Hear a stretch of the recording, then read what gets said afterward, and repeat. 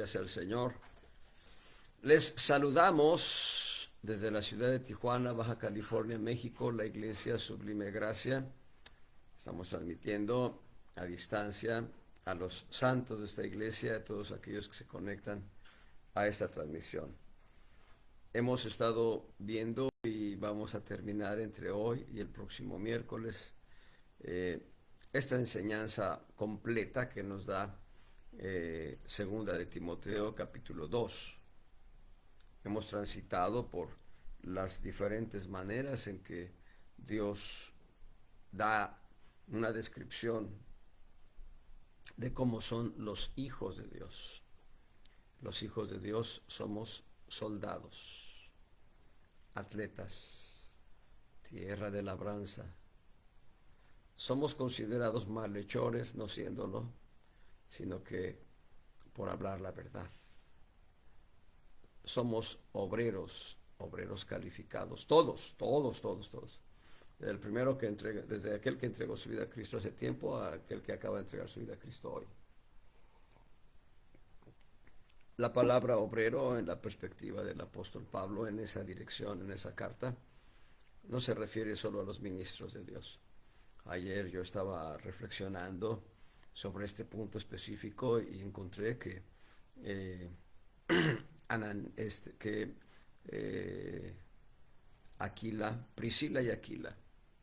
Priscila y Aquila no se refiere a la escritura que hayan tenido algún ministerio en específico, pero Priscila y Aquila le enseñaron a Apolos, al hermano Apolos, le enseñaron el orden divino. Apolos era un hombre elocuente en la palabra y Apolos fue enseñado en el orden de Dios por una pareja de creyentes que conocían el orden de Dios, pues habían tenido ya contacto con el apóstol Pablo. Número 6, vasos de honra. Hemos empezado a ver la semana pasada el punto número 7, siervos, esclavos. La palabra doulos es esclavo. El esclavo no tiene derechos. El esclavo no puede reclamar derecho alguno. Está sujeto a todo lo que el amo determina en su, eh, digamos, actitud soberana sobre el esclavo. Lo que el amo dice, eso debe hacerse. Y esto es muy importante porque el modelo a seguir como esclavos nos lo da Cristo. El Señor Jesús es, diríamos, el mejor modelo de un siervo. Vimos la semana pasada ya diferentes textos bíblicos en el Antiguo Testamento que se refieren al Señor Jesús como el siervo de Dios. Y esclavo, siervo o esclavo. Y hemos visto en Isaías, en Zacarías, en otros textos bíblicos, la referencia al siervo. Vimos algunos textos interesantes en Isaías. He aquí que mi siervo será prosperado, será engrandecido y ensalzado y será muy sublimado. Y eso es Isaías 52, verso 13. En Isaías 53 se vuelve a referir la palabra siervo, en Isaías 42, versos 1 y 2. Y el profeta en Zacarías capítulo 3 se habla del pimpollo, entendiendo por pimpollo renuevo, aquella ramita débil que está brotando de la tierra con hojas verdes pequeñas y que en expectativa será un árbol, tal vez será un arbusto de acuerdo a la naturaleza de la semilla. Y hemos visto eso ya en la introducción la semana pasada. Hoy vamos a hablar todavía del Señor Jesús y vamos a ver los 7 principios que le hacen caminar como siervo al Señor Jesús y que son un modelo para nosotros. Dice ahí en Filipenses capítulo 2, Filipenses capítulo 2, en versos 5 al 8. Ahí están 7 pasos descendentes del Señor Jesús.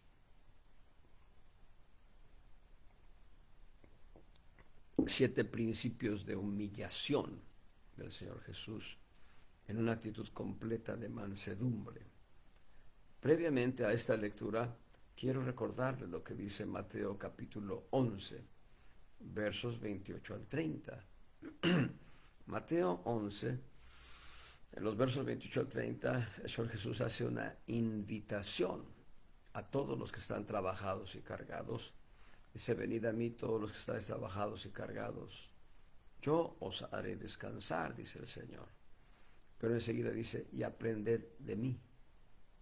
Dice: llevad mi yugo sobre vosotros. Enseguida dice: Él nos va a hacer descansar. Dice: llevad mi yugo sobre vosotros. Y agrega: y aprended de mí, que soy manso y humilde de corazón. Y agrega: y hallaréis descanso para vuestras almas. Y esto es interesante, no es el tema de hoy, pero el Señor nos invita a tener una vida de reposo, trabajando como esclavos, como siervos. Es decir, viviendo una vida mansedumbre y humildad. Vamos pues a Filipenses, en el capítulo 2.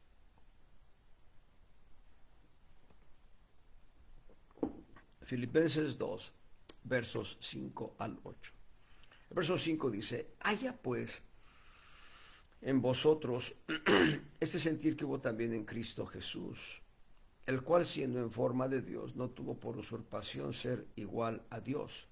Sin embargo, se anonadó a sí mismo, tomando forma de siervo, tomando forma de esclavo, hecho semejante a los hombres, y hallado en la condición como hombre, se humilló a sí mismo, hecho obediente hasta la muerte, y muerte de cruz. Como podemos ver, 7 principios descendentes, 7 pasos en los cuales el Señor empieza a disminuir o a bajar, diríamos, los escalones en descenso.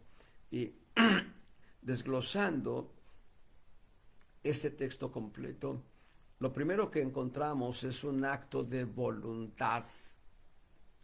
Deben saber ustedes que la esclavitud en la antigüedad, la esclavitud en la Edad Media, la esclavitud en la época de los colonizadores, cuando de Europa se desprenden los colonizadores para ocupar territorios que ya estaban habitados en África, en Australia, en América.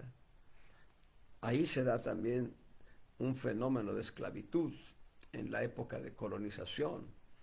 En Mesoamérica, los indígenas fueron tratados como esclavos, sin importar las normas reales que existían en España.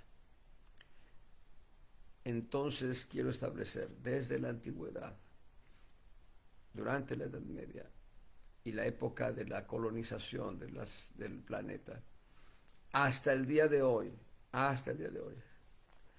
hablamos la semana pasada que hay esclavitud no deseada, que hay gente que está sometida a la esclavitud. Yo acabo de leer una nota periodística donde se habla de una mujer de Indonesia que fue contratada para trabajar en Malasia, y la tomaron por esclava y la encerraron y le daban de golpes y casi la matan después de tantas golpizas que le daban cada día.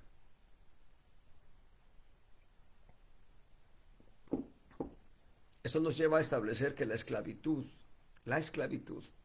en la forma humana, de acuerdo a los mecanismos humanos, no es voluntaria. El esclavo por sí mismo no desea ser esclavo. La ley de Moisés, la ley dada por Dios a través de Moisés, sí habla de una esclavitud voluntaria, pero ese es el punto fino de lo que establece la ley. ¿Es realmente Cristo el modelo de esclavo o de siervo que voluntariamente se somete al señorío divino. Se somete al señorío divino para cumplir la perfecta voluntad del Padre Celestial. Este es el primer punto, dice, haya pues en vosotros este sentir que hubo también en Cristo Jesús. Dice, el cual siendo en forma de Dios. Muy bien, encontramos que Cristo es Dios. Una prueba irrefutable de que Cristo es Dios y regreso. Romanos 9, verso 5. Cuyos son los padres y de los cuales es Cristo según la carne, el cual es Dios sobre todas las cosas, bendito por los siglos. Amén. Cristo es Dios sobre todas las cosas, bendito por los siglos. Amén. Y lo que está diciendo el apóstol Pablo ahí en Filipenses 2:5 es que en el corazón de Cristo hubo un sentir específico. Someterse al señorío del Padre a fin de venir a ser esclavo. Esclavo en todas las direcciones, esclavo en todas las perspectivas, esclavo en el plano espiritual para agradar al Padre. Una humillación completa en la que Él, siendo Dios, viene a tener una forma humana, pero no solo forma humana, sino que aquí dice que se hizo semejante a los hombres. Y eso es una humillación. Y luego, no lo dice aquí el apóstol Pablo, pero en los evangelios queda registrado que él fue vendido por 30 piezas de plata.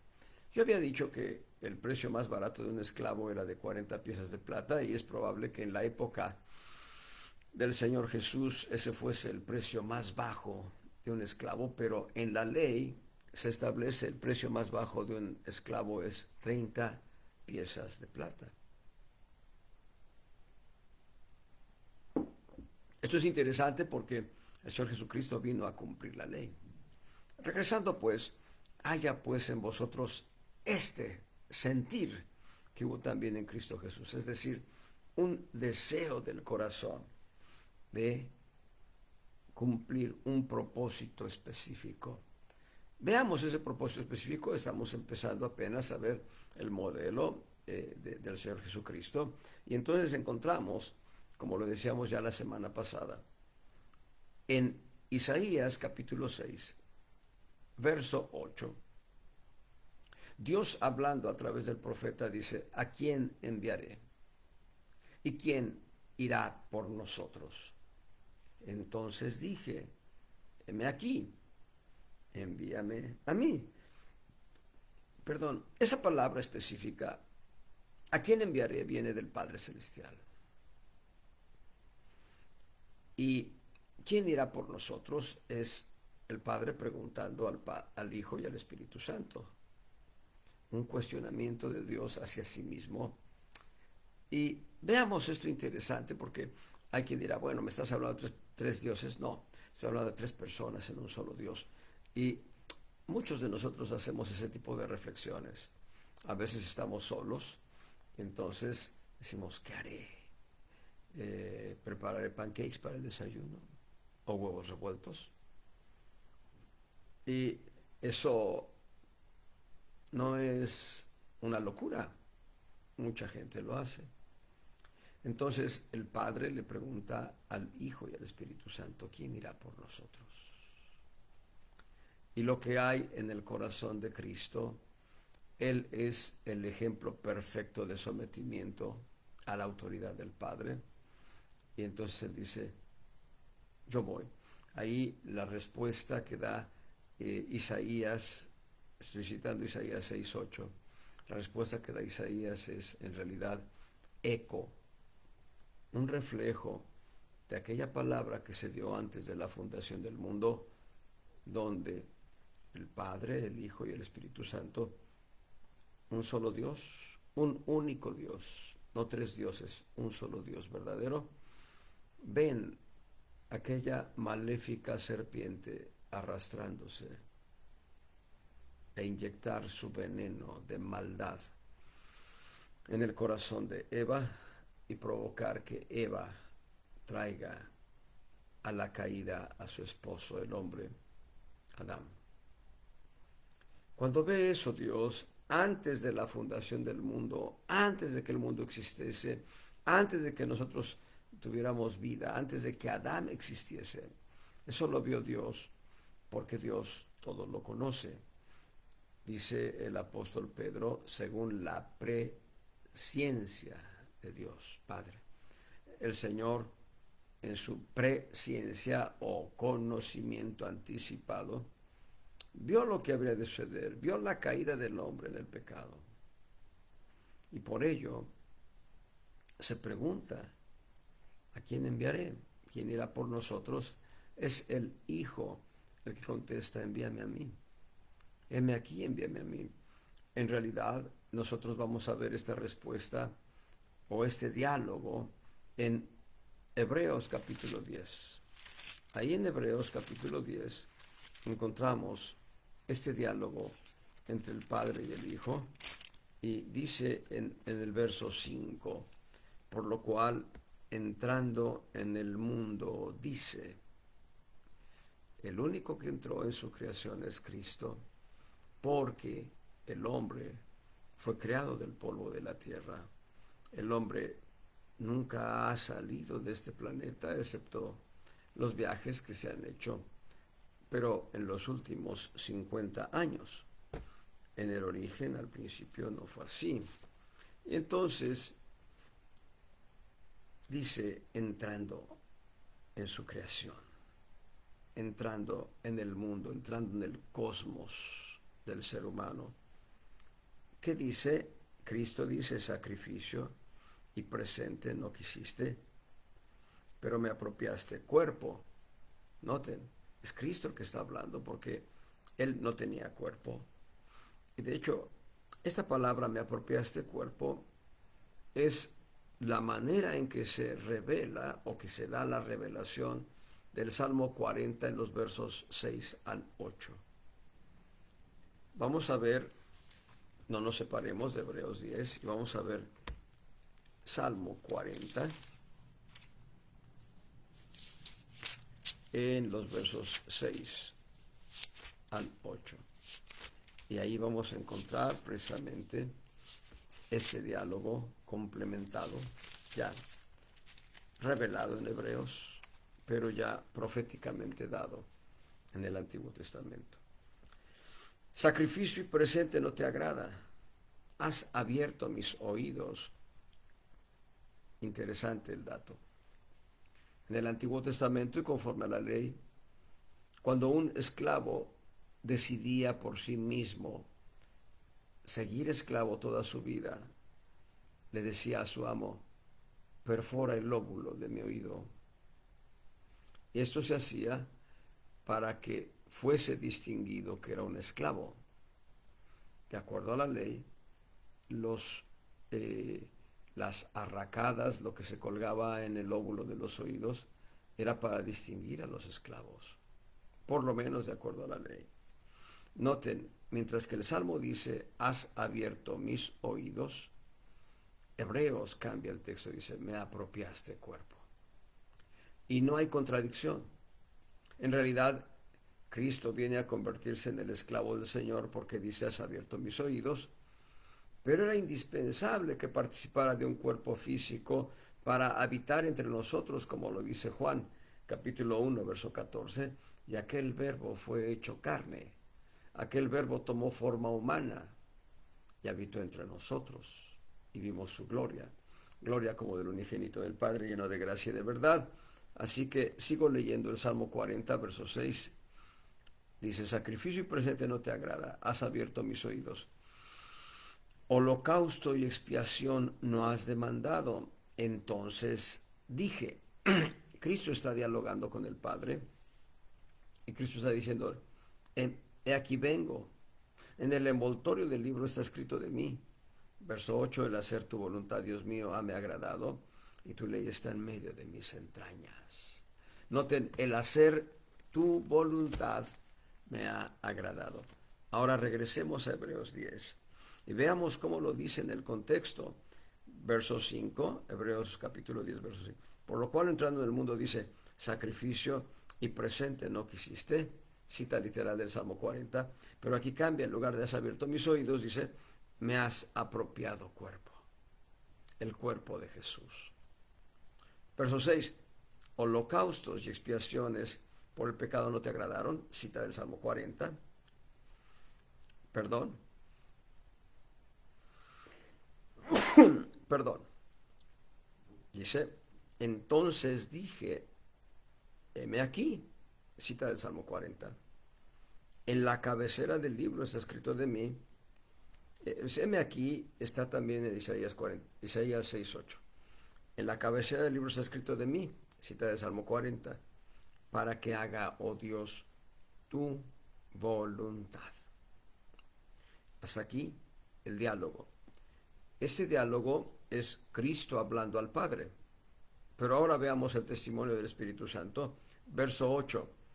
Diciendo arriba, sacrificio y presente y holocaustos y expiaciones por el pecado no existen y te agradaron, las cuales cosas se ofrecen según la ley.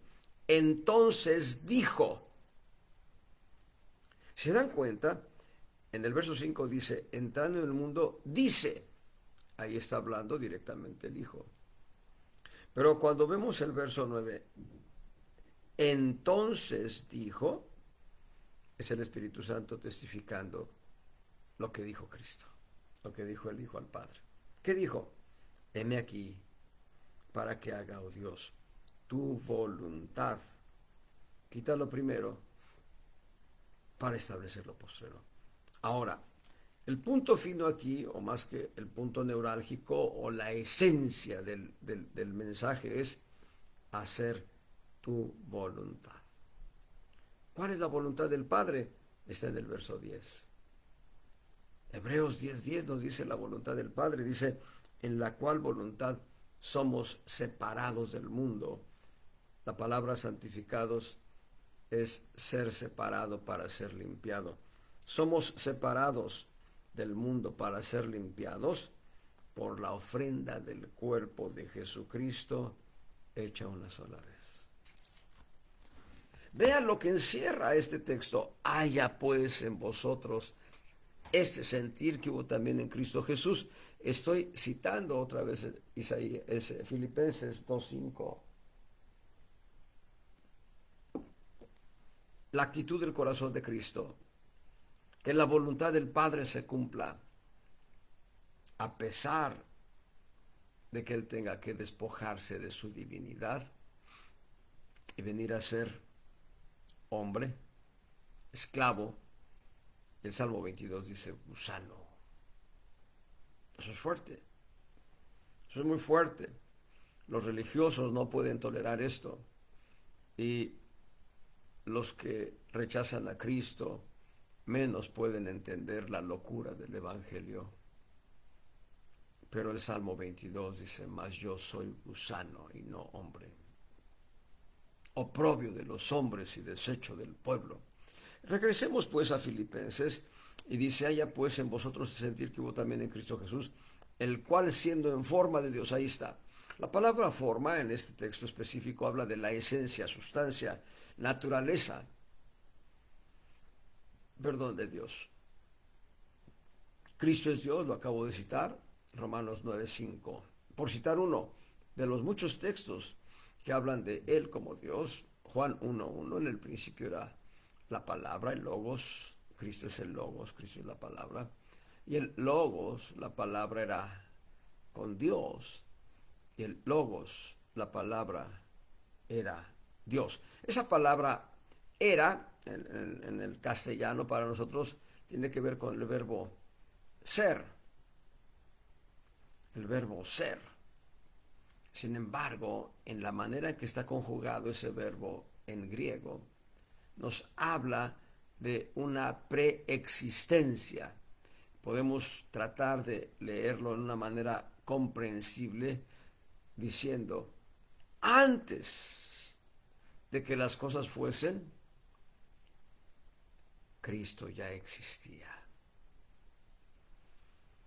Y Cristo ya existía con Dios. Cristo en sí mismo es Dios. Ahora, Utilicé el nombre Cristo porque es la referencia que nos da Juan 1:14. Aquel verbo, aquella palabra, aquel logos, se hizo carne y habitó entre nosotros. Y vimos su gloria, gloria como del unigénito del Padre, lleno de gracia y de verdad. 1 Timoteo 3:16 va a decir, 1 Timoteo 3:16, dice, sin contradicción grande es el misterio de la piedad. Dios, número uno, ha sido manifestado en carne, número dos. Y la única referencia a Dios hecho carne es Cristo Jesús, hecho hombre.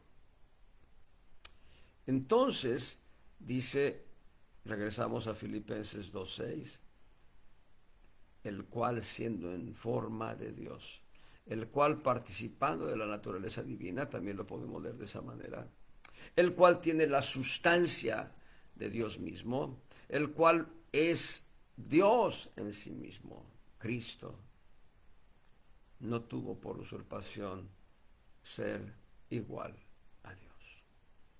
Y aquí es donde empieza su humillación. Se despoja de su divinidad y viene a participar de la forma humana. En otras ocasiones lo he dicho con motivo de otras enseñanzas, y lo he dicho y algunos de ustedes lo han escuchado. ¿Te gustaría convertirte en cucaracha? ¿En pulga? ¿En un piojo? ¿Te gustaría convertirte? Bien, vayamos a situaciones más, propuestas diferentes. ¿Te gustaría convertirte en una ballena? ¿En un delfín? ¿Un león? ¿Cuál es el animal que más admiras? ¿Te gustaría convertirte en ese tipo de animal? ¿No encontrarías tú que eso es una humillación? Es una humillación. Desgraciadamente hay quienes creen en la reencarnación, doctrina falsa, doctrina de error, doctrina de demonios, y creen en la reencarnación eh, pensando que van a convertirse en un animal. Eso es humillante. Eso es completamente una humillación. Cristo, por sí mismo, en el ejercicio de su voluntad, decidió despojarse de la divinidad para entrar en su creación. A mí no me gustaría que se me convirtiera en cucaracha o en un alacrán, en una alimaña. No, no me gustaría. No me gustaría convertirme en lagartija o algo así. Sería una completa humillación. Cristo, por sí mismo, en el ejercicio de su voluntad, dijo, yo entro en mi creación y yo participaré de la naturaleza humana para conocer los instintos y apetitos del corazón del hombre, conocerle en sus anhelos, en sus deseos, en su temperamento, en su forma de ser. La ventaja que traía Jesús es que en él no había pecado alguno. Él llevó todo el pecado nuestro, que es una carga verdaderamente opresiva. Dice, siendo en forma de Dios, no tuvo por usurpación ser igual a Dios. Sin embargo, se anonadó a sí mismo. Esa palabra anonadó, también la podemos decir de esta manera, se hizo nada. Se hizo nada. También podemos decirlo, se vació de sí mismo.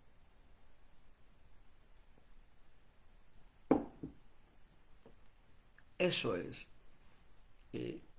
una actitud de humillación. de humildad, de mansedumbre, se vació de sí mismo, se hizo nada, y ya en sí mismo, la naturaleza divina en Jesús el hombre se replegó a su espíritu. En su naturaleza humana era cuerpo y alma. Jesús el hombre, en su naturaleza humana era cuerpo y alma. En el espíritu estaba replegado el espíritu de Cristo, el cual es eterno, así que su divinidad se replegó nada más a su espíritu humano. Y dice, se anonadó a sí mismo, tomando forma de esclavo, siervo, servidor, sirviente, el siervo de Dios, el siervo que vino a morir por nosotros. Es una humillación tremenda, hermanos. Yo no sé si tú puedas concebir, considera este ejemplo práctico. Piensa tú que ganas la presidencia de la República de manera electoral correcta. Piensa tú que eres un candidato entre muchos y ganas la presidencia de la República, lo haces bien, con muchos votos, millones de votos, y poco después de que tomas protesta como presidente de la República, el Congreso de la Unión se levanta contra ti y te lleva a prisión. No lo estoy describiendo el caso de Perú, que quede claro, no es eso. Podemos hablar de diferentes historias. México, eh, Francisco I. Madero, gana las elecciones y poco después sufre un golpe de Estado y es muerto en manos de Victoriano Huerta. Salvador Allende en Chile, en la nación de Chile, gana las elecciones bien. Y el gran error de Salvador Allende fue poner a Augusto Pinochet como jefe de las Fuerzas Armadas. Pinochet hace un golpe de Estado, asesina a Salvador Allende.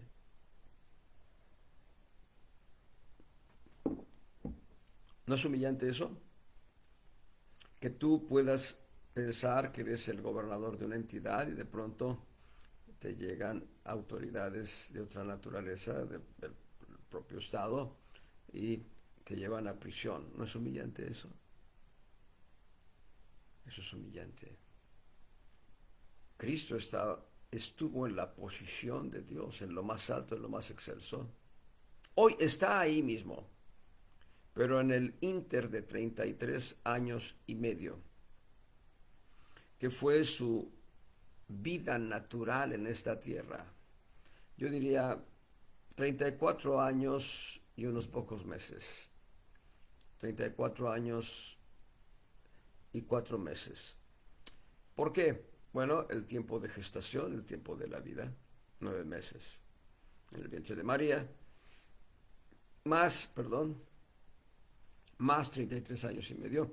Todo ese tiempo, él, en su posición de Dios, estaba en la humillación de hombre y su espíritu eterno, el espíritu eterno de Cristo, estaba replegado al espíritu, al área del espíritu en el cuerpo de Jesús y el alma de Jesús. Eso es humillante, hermanos, que tú seas el primer ministro de una nación y que alguien venga y te diga, estás arrestado por tales y cuales delitos. Estoy hablando de que seas tratado como un malhechor, no siéndolo, no siendo malhechor. Es humillante. Aquel hermano en Cristo, aquel evangelista que, habiendo entregado su vida a Cristo, era un servidor público del gobierno del Estado de México y No lo querían muchos de sus compañeros y le pusieron un 4. Finalmente lo llevaron a prisión, estuvo en Barrientos, en Tlalnepantla. De Barrientos lo llevaron al Moloyita, es decir, al penal de La Palma, es decir, el reclusorio de Almoloya, pero el reclusorio estatal de Almoloya. Él ahí empezó a testificar de Cristo entre la gente, entre los más malandros. Él testificó de Cristo a la gente y se abrieron las puertas para el Evangelio. Finalmente, después de algún tiempo de estar recluido, el juez lo llamó, le dijo: estás libre, no hay cargo en contra tuya porque realmente no hay delito que perseguir, pero el gobernador no te quiere aquí.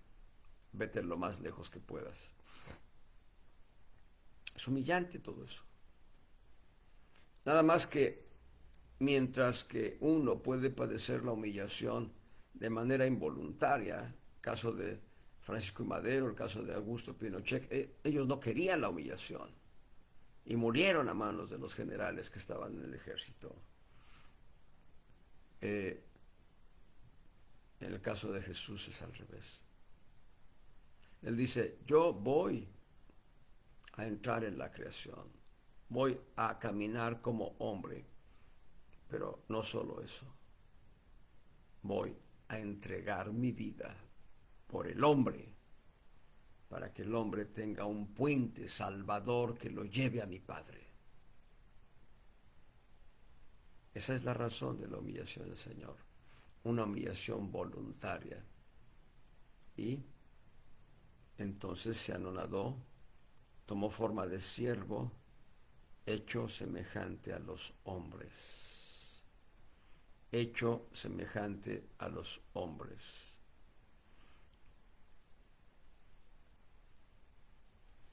Y hallado en la condición como hombre, se humilló a sí mismo, hecho obediente hasta la muerte y muerte de cruz. La muerte de cruz en la época del Señor era una de las muertes más humillantes y devastadoras en muchos aspectos. En el plano anímico, era una auténtica vergüenza morir en la cruz. En el plano del alma me refiero. Pero en el plano físico era una muerte asfixiante, agotadora, de una agonía completa. Cada minuto y segundo que pasaran era una angustia de muerte por causa del dolor provocado por los clavos en los brazos y en los pies. El Señor, además de los clavos en los brazos y en los pies, había sido azotado previamente y además tenía una corona de espinas. Una humillación terrible, hermanos. Terrible. Vean los 7 principios de humillación del Señor. Número 1. Dice: no tuvo por usurpación ser igual a Dios. Se anonadó a sí mismo. Tomó forma de siervo. Fue hecho semejante a los hombres. Se humilló a sí mismo, hecho obediente hasta la muerte y muerte de cruz. No cualquier muerte, muerte de cruz. No digo que haya sido correcto el asesinato de Madero en México, pero él murió en cosa de minutos por las balas. No digo que haya sido correcta la muerte de Allende de Salvador Allende en Chile, pero él murió en cosa de minutos por las balas. El Señor Jesús tuvo una agonía de 3 horas en promedio, desde el mediodía hasta las 3 de la tarde, en el tiempo cronológicamente medido por nosotros, desde lo que es el mediodía hasta las 3 de la tarde. Estuvo en una agonía total el Señor, una agonía terrible. 7 principios de humillación que nos enseñan a nosotros a despojarnos de la dignidad humana que traemos, que nos enseñan a nosotros a anonadarnos o vaciarnos de lo que somos, tenemos y hacemos, que nos lleva a nosotros a tomar la forma de esclavos, auténticos esclavos sirvientes del Señor nuestro Dios, y caminar más allá de la semejanza de los hombres, caminar en una completa humillación, en una condición de obediencia hasta la muerte que en un momento dado pudiéramos sufrir por causa del Señor. El mártir Esteban, cuando está siendo apedreado, él no reniega de la fe. Él vio los cielos abiertos y vio al Hijo del Hombre levantarse como un espectador, con una expectación completa por la muerte del primer mártir cristiano. El apóstol Pablo, cuando posa su cabeza en aquel lugar de martirio donde ha de ser muerto, degollado,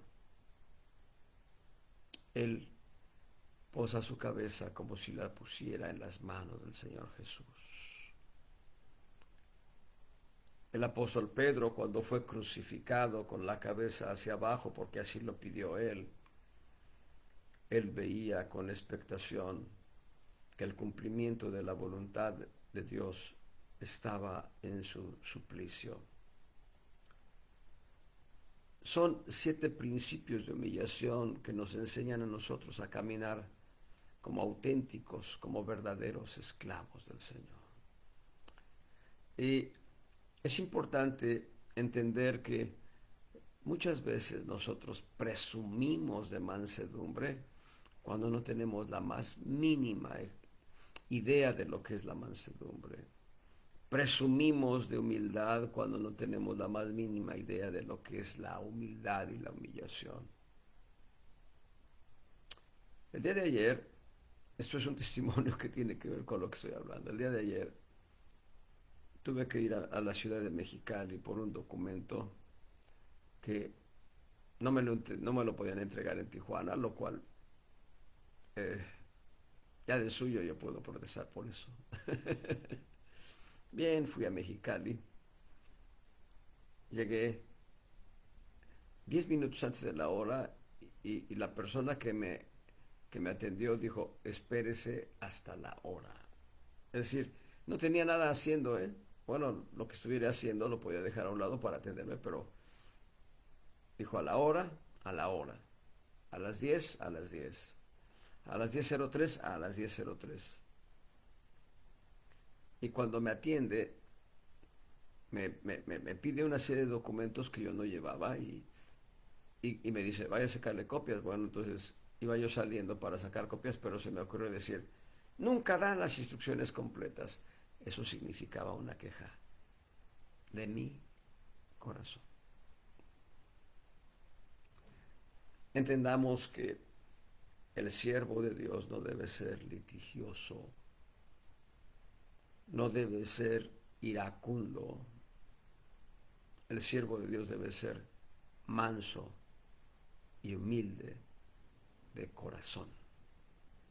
Ejemplo que nos da el Señor Jesucristo en su descendencia, en sus pasos descendentes. Pero por ello, Dios el Padre lo exaltó a lo más excelso, a lo más sublime. Vean lo que dicen los versos. Estoy en Filipenses capítulo 2, versos 8 al 11. Ahí hay 7 pasos de exaltación que el Padre le da al Hijo. Dice ahí, por lo cual, ¿qué es lo cual? Los 7 pasos descendentes que están en los versos 5 al 8. Por ello, Dios también le ensalzó a lo sumo y le dio un nombre que es sobre todo nombre, para que en el nombre de Jesús se doble toda rodilla de lo que está en los cielos y en la tierra y debajo de la tierra, y toda lengua confiese que Jesús es el Señor para la gloria del Padre. Hoy en día, lo más excelso y lo más sublime, lo más alto, lo más enaltecido, no hay cosa encima, lo más alto y lo más enaltecido es Cristo Jesús en su trono. Encima no hay nada. Él es lo más alto. A ello nos llama Él. Apocalipsis capítulo 3. Apocalipsis 3, verso 21. Al que venciere, yo le daré que se siente conmigo en mi trono, así como yo he vencido y me he sentado con mi Padre en su trono. Es hermoso el llamamiento, ¿verdad? Es glorioso, diría, es un llamamiento glorioso. ¿Cuál es la condición para estar en el trono? Caminemos en los principios descendentes del Señor Jesús. No protestemos, no seamos litigiosos. Podemos tener el derecho, pero Dios quiere que seamos sus esclavos, que caminemos como auténticos esclavos que no reclaman sus derechos. ¿Cuán importante es esto? No reclamar lo que somos, tenemos o hacemos. Se cuenta la historia de un funcionario público del orden federal que cruzó la línea fronteriza de Estados Unidos hacia México y en su auto traía 4 llantas usadas. Existía una norma que prohibía traer del extranjero llantas usadas. Le fue revisado el vehículo y se encontraron las llantas, entonces le dijeron: usted está cometiendo una conducta infractora. Él es un hombre que conoce la ley. ¿Saben cómo contestó? No me conocen, no saben quién soy yo. Yo soy fulano de tal. Yo soy fulano. Es más, ahorita le llamo a mi amigo. Oye, mira, aquí me está deteniendo. ¿Qué les parece? ¿Creen que pueda calificar para el trono?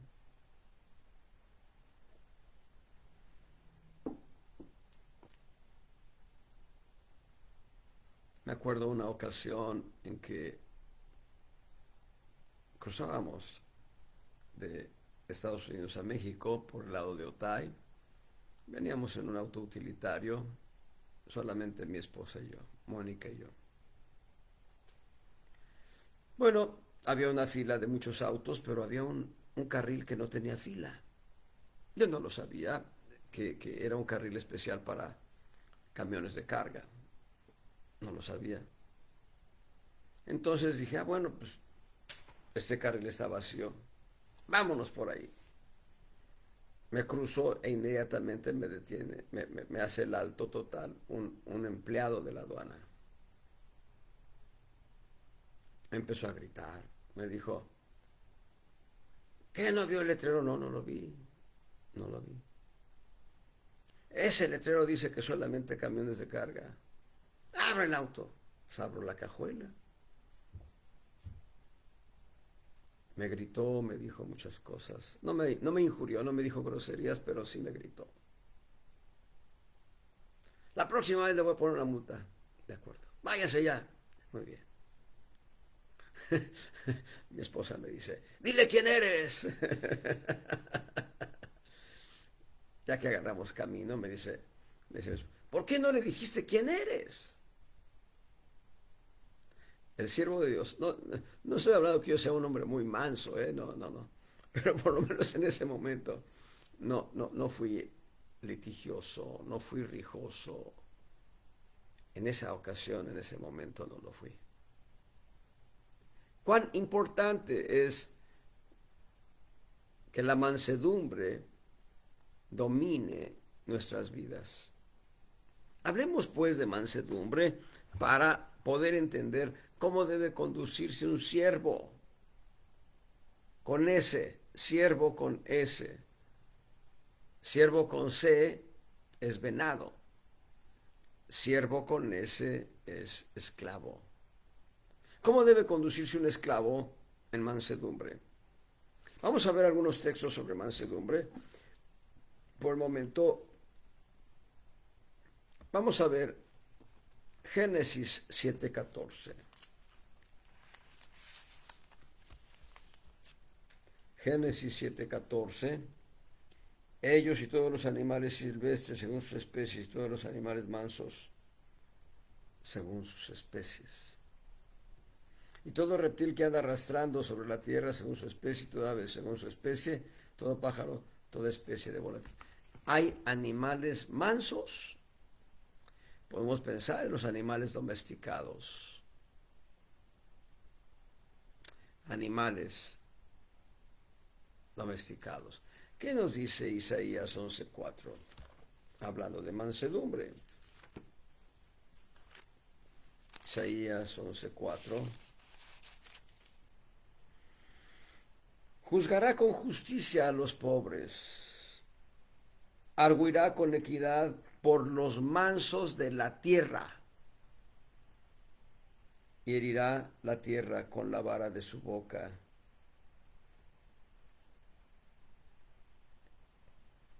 Y con el espíritu de sus labios matará al impío. Cristo Jesús, experimentado en quebranto, Cristo Jesús, el modelo de siervo manso, es el que va a aplicar esta norma. Él va a juzgar. Y a los mansos, a los pobres, podríamos decir, pobres en espíritu, los va a juzgar con justicia. Y con equidad a los mansos de la tierra. Va a dar argumentos respecto de los mansos de la tierra, va a dar argumentos de bendición. Esto lo hará Cristo. ¿Qué podemos esperar nosotros si nuestra vida, siendo cristiana, no es una vida de mansedumbre? Dice, herirá la tierra con la vara de su boca y con el espíritu de sus labios matará al impío. No estoy diciendo que nos va a dar trato de impíos, pero obviamente si no nos conducimos en mansedumbre, tampoco disfrutaremos de la bendición de los mansos. ¿Qué dice Mateo capítulo 5?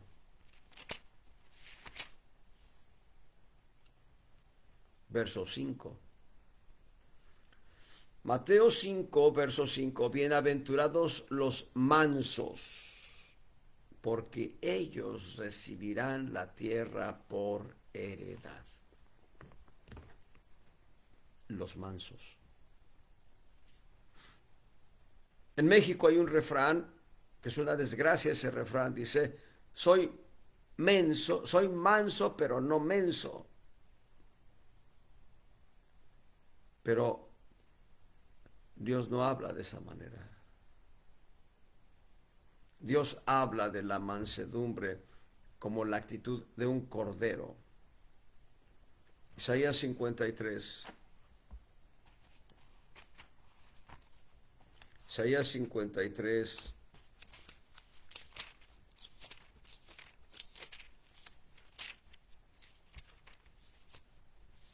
Esa es la experiencia de la mansedumbre. En el verso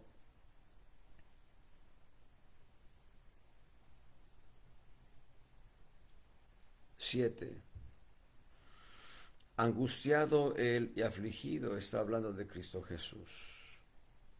No abrió su boca. Como cordero fue llevado al matadero y como oveja delante de sus trasquiladores enmudeció y no abrió su boca. Mi suegro llegó a preparar barbacoas en diferentes eventos, en diferentes sucesos de familia, muchos años atrás. Él cuenta, no me consta, yo no lo vi, pero le creo a él, yo creo lo que él dice. Dice que cuando el cordero es eh, más que degollado, es herido en la yugular para que se desangre. El cordero no se queja, lleva el dolor por dentro. El cordero es una figura de Cristo. El cordero es una figura de mansedumbre. El Salmo 25, verso 9.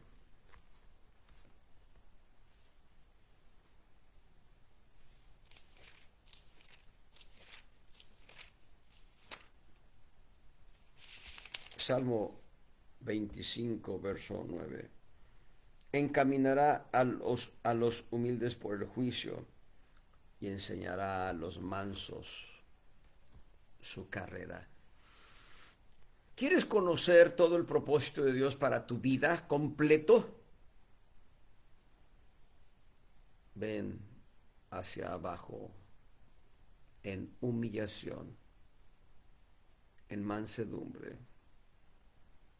Dobla tus rodillas delante del Señor todos los días y Dios te estará revelando consejos preciosos para tu vida personal, para tu vida de familia, para tu vida de iglesia, para tu vida en sociedad.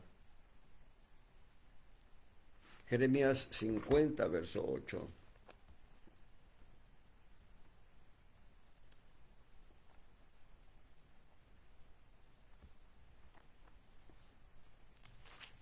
Jeremías capítulo 50, verso 8. Huid de medio de Babilonia y salid de la tierra de los caldeos y sed como los mansos delante del ganado, como los mansos. Salmo 34, verso 2.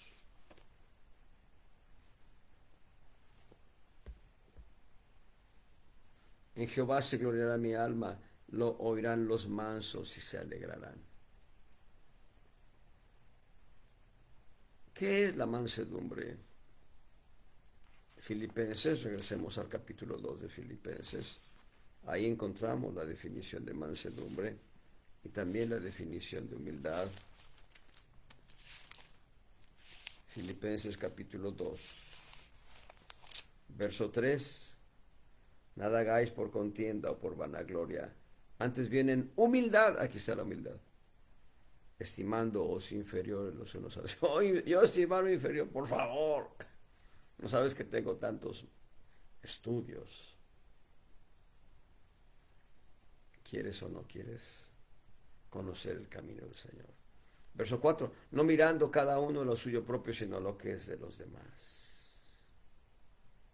A lo que es de los otros. Eso es mansedumbre. Hay otro refrán en México: comiendo yo y mis dientes, aunque no coman mis parientes. Eso habla de mezquindad, de egoísmo. Cuán importante es rendirnos ante el Señor, humillarnos ante Él, venir a una actitud de mansedumbre para que Él nos muestre todo el camino que hemos de recorrer. Salmo 35, verso 20. No sé si ya lo leímos.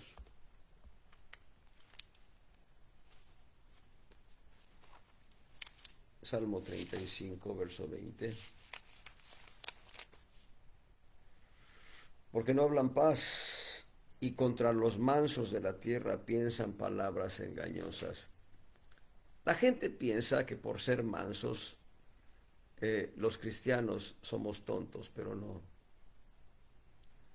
Los cristianos que queremos caminar en mansedumbre, lo único que queremos es hacer la voluntad de Dios en plenitud, en perfección. Salmo 37, 11. Pero los mansos heredarán la tierra y se recrearán con abundancia de paz. Abundancia de paz. Esto es un resultado, paz y reposo es un resultado de una vida de mansedumbre.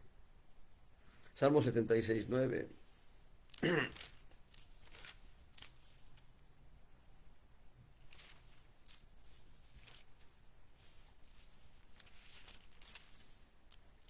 Salmo 76, 9. Cuando te levantaste, oh Dios, al juicio para salvar a todos los mansos de la tierra. Cuando tú caminas en mansedumbre, tienes la garantía de que la mano de Dios está cubriendo tu vida para salvarte de todos los embates del enemigo. Mansedumbre nos da la garantía de la cobertura divina. Gloria sea al Señor. Cuán importante es esta actitud. Números 12:3.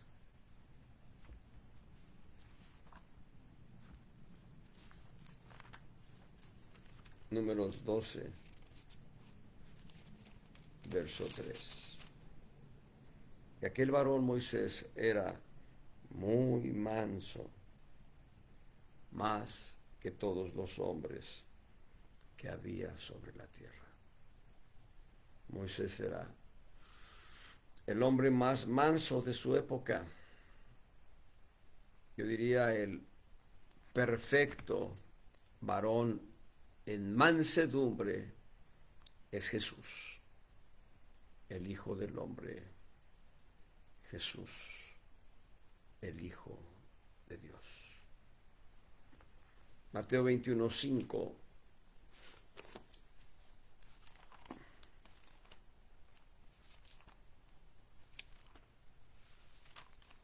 Mateo 21, verso 5.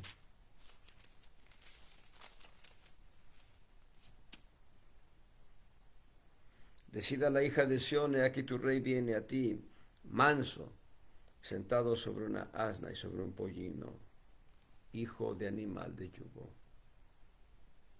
No vino en un caballo blanco, vino en un asno, para mostrar su mansedumbre y su humildad. Vendrá en un caballo blanco cuando regrese como Rey de Reyes y Señor de Señores. Segunda de Timoteo 2:24. El siervo del Señor. El siervo del Señor debe ser manso, no litigioso, ¿verdad?